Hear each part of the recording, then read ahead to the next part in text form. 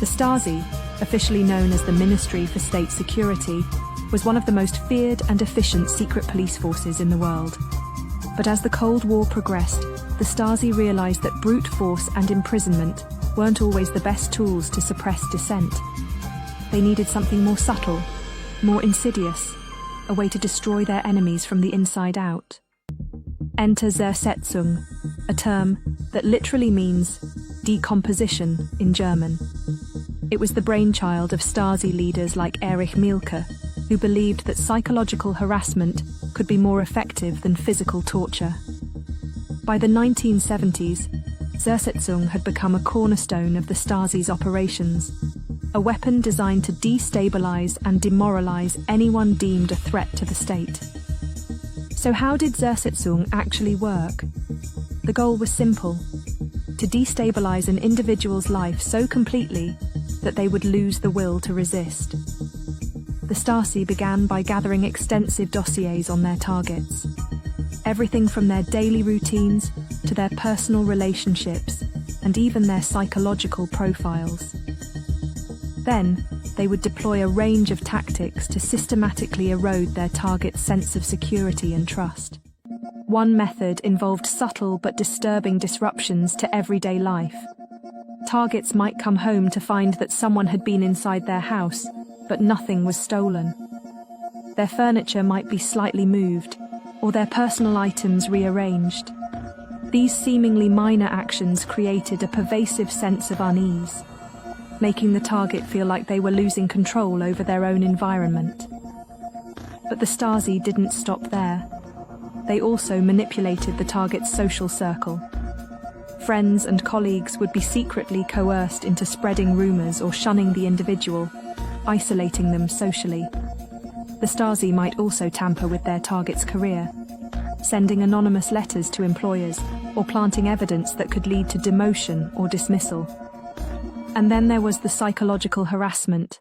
The Stasi would flood their target's life with disinformation and contradictory messages, leading them to question their own reality. Imagine receiving anonymous phone calls at all hours, or finding yourself the subject of bizarre rumors that seem to come out of nowhere. Over time, these tactics could lead to severe psychological distress, and in some cases, complete mental breakdown. To truly understand the impact of zersetzung, let's look at some real-life cases. Take, for example, the case of Jürgen Fuchs, a German writer and psychologist who became a vocal critic of the East German regime. Fuchs was subjected to relentless zersetzung tactics, including constant surveillance, anonymous threats, and systematic character assassination. Over time, the psychological pressure became so intense that Fuchs began to experience severe paranoia and anxiety, exactly the result the Stasi was aiming for. Another harrowing case is that of Klaus Renft, the lead singer of a popular East German rock band. The Stasi saw Renft as a threat due to his subversive lyrics and rebellious attitude. They used zersetzung to dismantle his career, spreading false rumors and even sabotaging his band's performances. Eventually, Renft's music was banned, and he was driven into exile, a shadow of the confident performer he once was. These stories are just the tip of the iceberg. What would you do if your worst enemy knows everything about you? Not just your secrets, but your fears, your weaknesses, your darkest thoughts. A world where they don't attack you physically, but instead manipulate your reality until you begin to doubt your own sanity. This was the chilling reality for thousands of East Germans under the watchful eye of the Stasi, East Germany's secret police, who perfected the art of psychological warfare through a tactic known as zersetzung. Today, we're diving into one of the darkest chapters of Cold War espionage to uncover the sinister methods the Stasi used to mentally break down their enemies without ever laying a finger on them.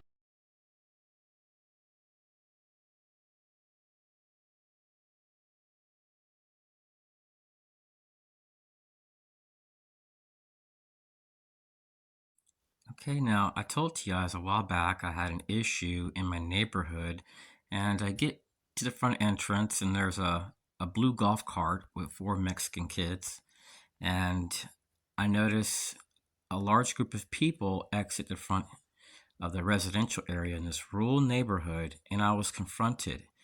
And sometimes when I would go out, actually it was typically every time, this guy would come outside and just stare at me and walk back in his house, and he always wore blue.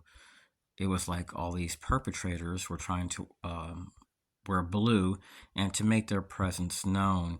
And it was systematic. Sometimes they'd be dropped out of vehicles and they would jog a little bit, stop, so that way when I passed by them, I would see them. Sometimes they may just take a picture of me. And one day I get to my house and I notice a car that's blue with a U.S. government tag, and a bunch of people are exiting the residential area, and they're all veterans, every last one of them.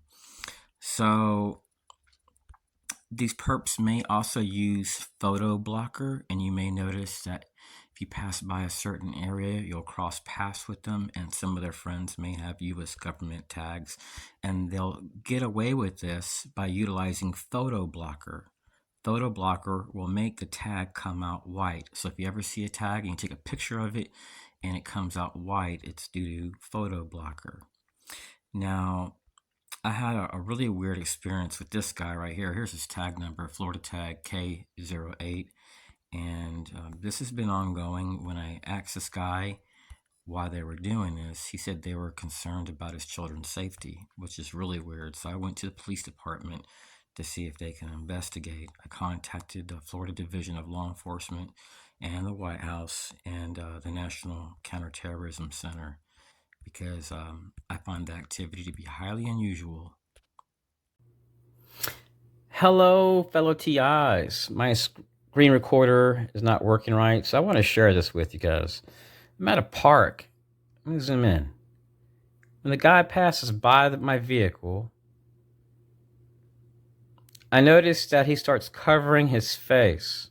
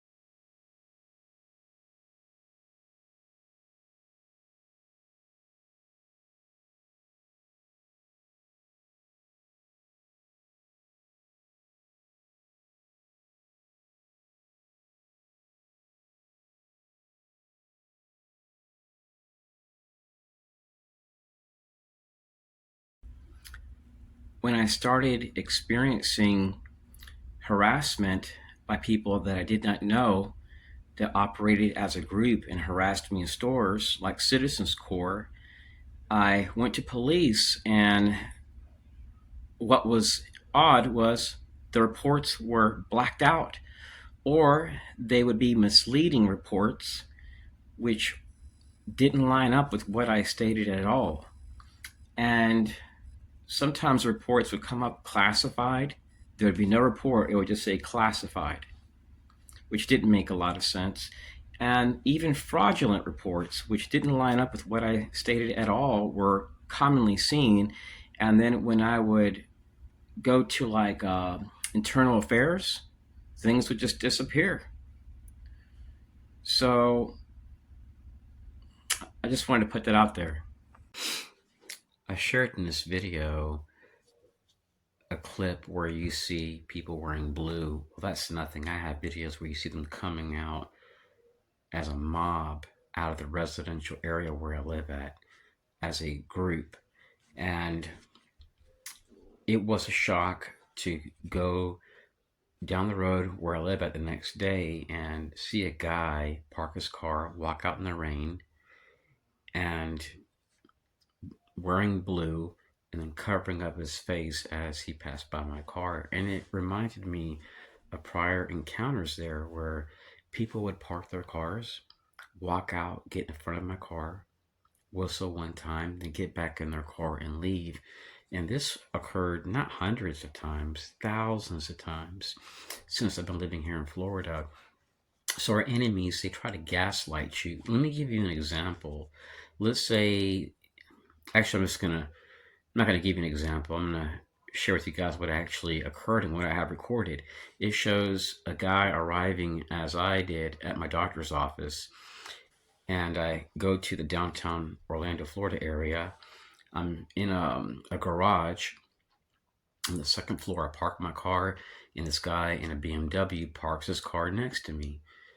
I go down the elevator, I go to my doctor's office. 3 hours later, I exit, and he's exiting with me. I mean, at the same time I am.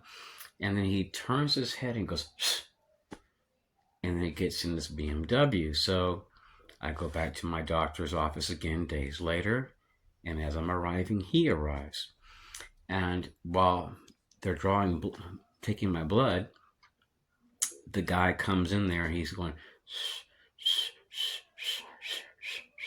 for a whole minute, and then he walks out the office. So when I leave after getting my blood work, I go to my car, and he's getting in his car, and he's leaving. Now, I could have confronted him and questioned him, but I knew it was a waste of time. See, our enemies, they base all their activities on deniable plausibility, and they want to gaslight you. They want to keep you in a state where you're angry all the time. So you may go to restaurants, supermarkets, even bathrooms. One day I drove from Orlando to Plant City, Florida. There was an event out there, and I donated some money to a nonprofit. I went to a store, bought a few items, and I went to a restroom somewhere. I forgot where it was at. Oh, I remember it was a CVS. And I remember this guy coming in, and he just looks at me and whistles, and then he walks out. So for a few years, I was being harassed at a gas station in Winter Garden, Florida, called the Wawa gas station next to Maryland Fried Chicken. And TIs told me one day to live stream, because I had told them that every time I went there, I was being harassed by a small business vendor, and that these people that were there at times that were directing this had Virginia tags, and they had a variety of partners that would be in the parking lot. One had a bumper sticker on their car that said National High School Scholars Association. The area would start to resemble what appeared to be an active shooter scene. I was freaked out, and I haven't gone back, but for a few years I documented some pretty bad stuff. I have a hard drive next to me jam-packed of video footage showing what they were doing. So this guy walks in there, and he gets behind me, and he whistles, and he walks out. And I documented this by other 8A business vendors and small businesses. And then later on that day, I go to the Van Fleet Trail, and this guy questions me, and he asks me, what am I doing out there? And I told him I've been coming here for years to walk. And I just found that to be really weird, because I was being harassed by people at that time that were utilizing vehicles tied to a car dealership. So I go to Walmart, and then this guy right here is towards the entrance, and I noticed him give me the stare. It wasn't like in a flirtatious manner. And then 20 minutes later, I'm still shopping with family, putting stuff in the car like shampoo and stuff, and he looks at me and he gives me the card. Just seemed really weird. So maybe the guy's trying to pitch, to me. I don't know. But it just seemed odd, fellow TIs. So I know for a fact that this guy has to know something. And the reason why I say this is because of the activity I've been documenting there. So if you want to see the footage that I have, you'd have to be like a member of law enforcement, something like that, because it's pretty bad. Some of the footage that I have, and also the files, shows that the people that I was dealing with were listed as 8A business vendors. I'm not saying that this guy is one, but some of the other people I dealt with, that's what they're listed as. So that's all I want to share. Peace.